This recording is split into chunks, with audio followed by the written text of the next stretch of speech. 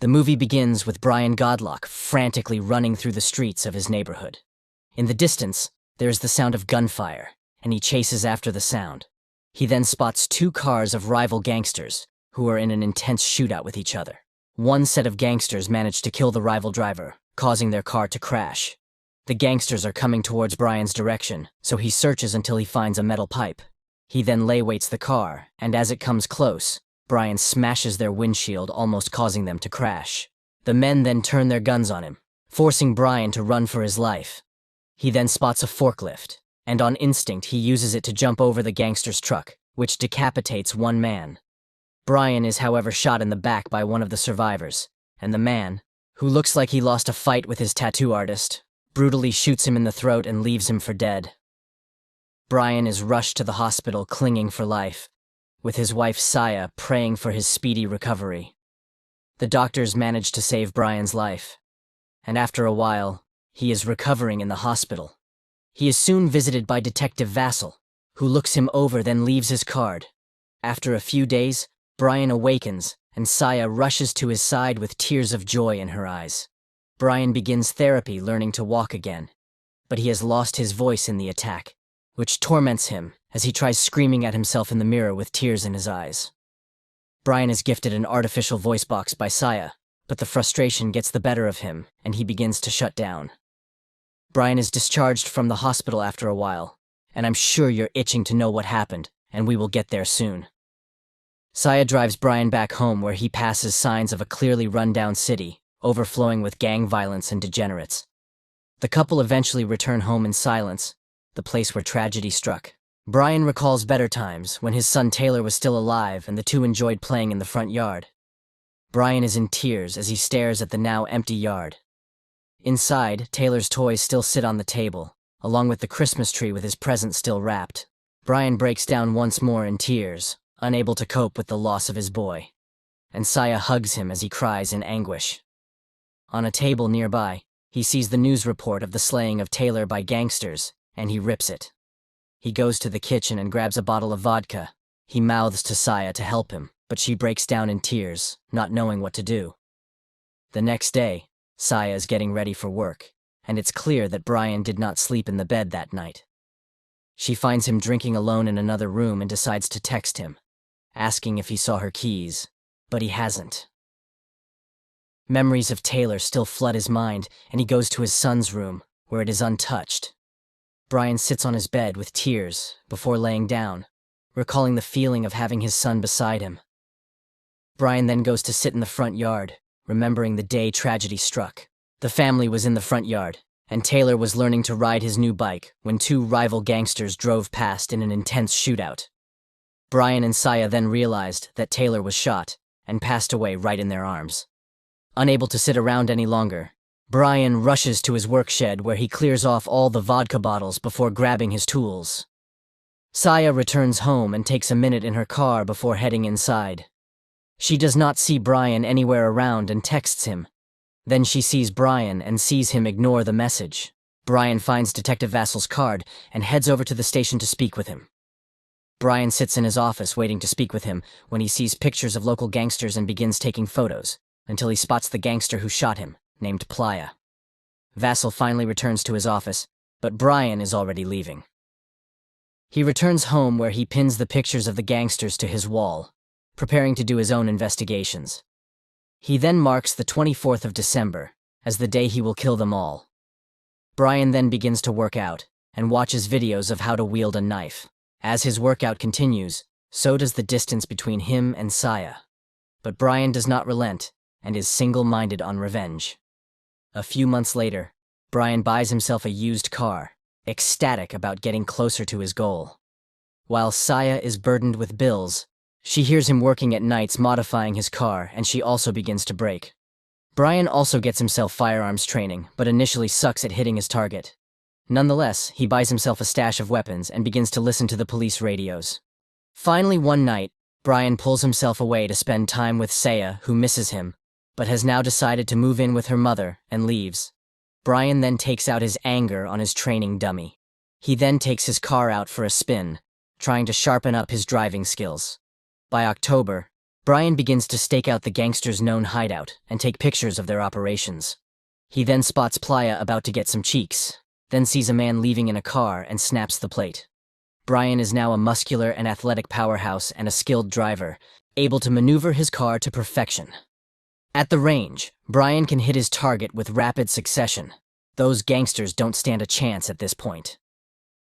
One day, Brian sees a little boy who looks just like Taylor and hugs him. But that's not his kid. He returns to his car when he spots Playa handing out cash to the little kids around him and goes for his knife, but manages to hold himself back as there are too many kids around. Brian then bumps into a gangster and is shoved to the ground, and their girl pours ice cream all over him, adding insult to injury.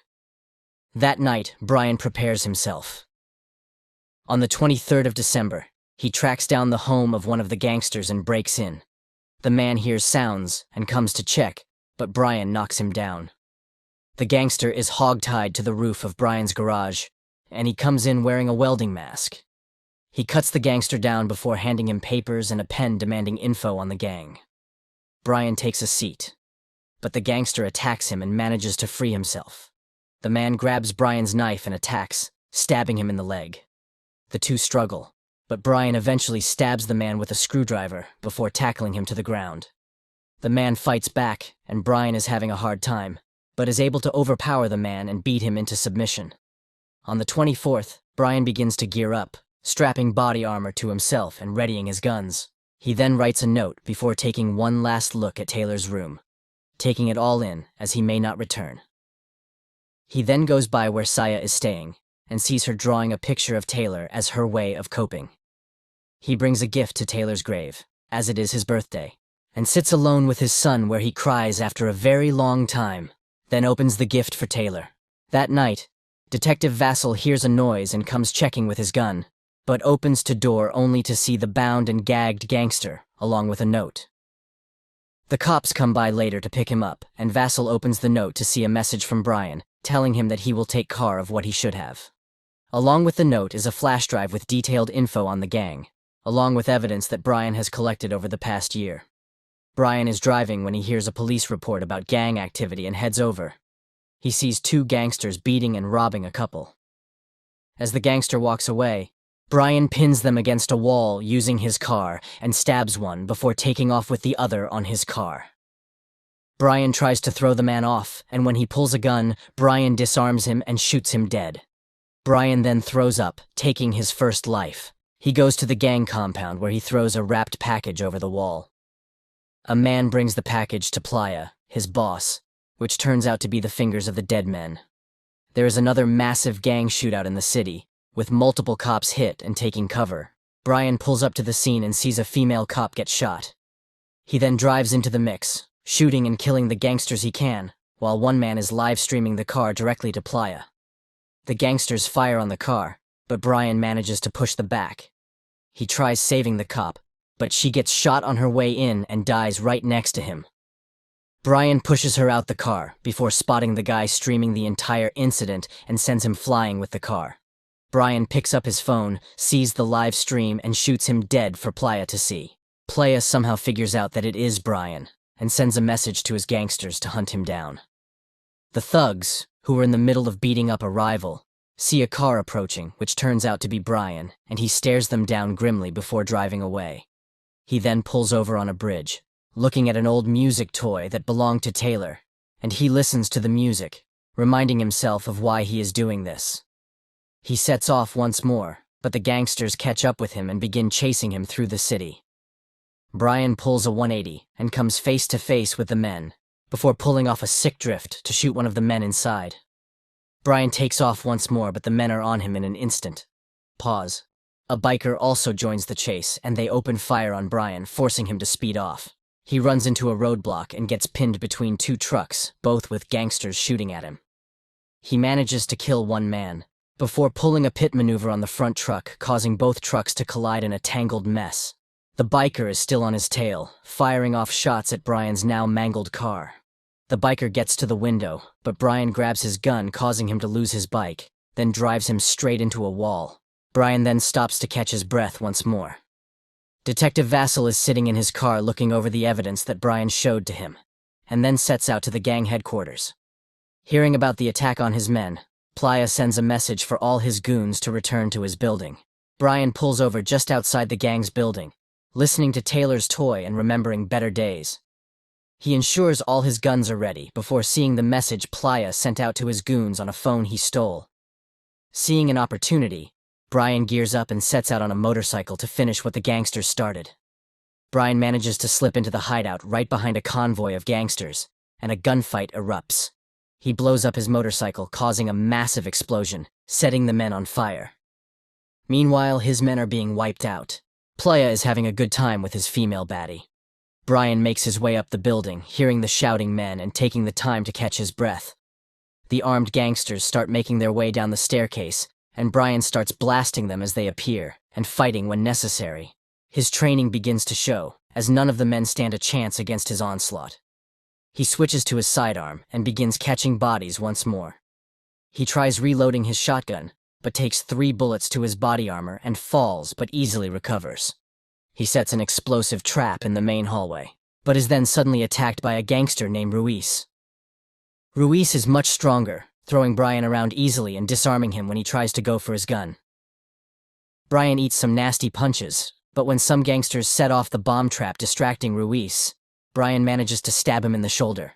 Ruiz does not stay down and hits Brian with a suplex move. Meanwhile, Detective Vassal has made his way into the building, passing all the dead bodies on his way. Brian and Ruiz are both out of breath. They both go for guns, and Ruiz opens fire, but Brian manages to disarm him and blow his head off. Detective Vassal comes under attack, but manages to skillfully kill all the men coming at him. He finds Brian and the two hold guns on each other in silence, but Vassal lowers his pistol, showing that he is on Brian's side. The two then come under heavy gunfire from Playa's girl and go for cover. She reloads just in time to hit Brian, then also hits Vassal in the arm. Brian uses the chaos to crawl up to her, then hold a gun to her head, forcing her to drop her gun. Brian cannot bring himself to shoot her, so she pulls a pistol and shoots him twice, before shooting Vassal. Seeing this, Brian then shoots her dead. Both Brian and Vassal painfully recover, and Brian grabs his pistol and goes looking for Playa. The two come face to face and begin to shoot at each other, but Brian takes too many shots to his vest and falls. Playa is about to finish Brian off, but Vassal is able to shoot him in the back, giving Brian the chance to tackle Playa to the ground, beat his face in, before strangling the life out of him while he fights. Brian then stares into his eyes while life leaves him, picturing a happy Taylor smiling at him. Vassal crawls over to Brian, who is now seeing Taylor's short life flash before his eyes. He even sees what Taylor's future would have been like. We then see Saya at Taylor's grave, where Brian's toy is revealed to be a train which encircles the headstone. She reads a note from him before leaving it at the headstone. Remember to subscribe and turn on notifications so you can watch more movies like this. Thanks for watching.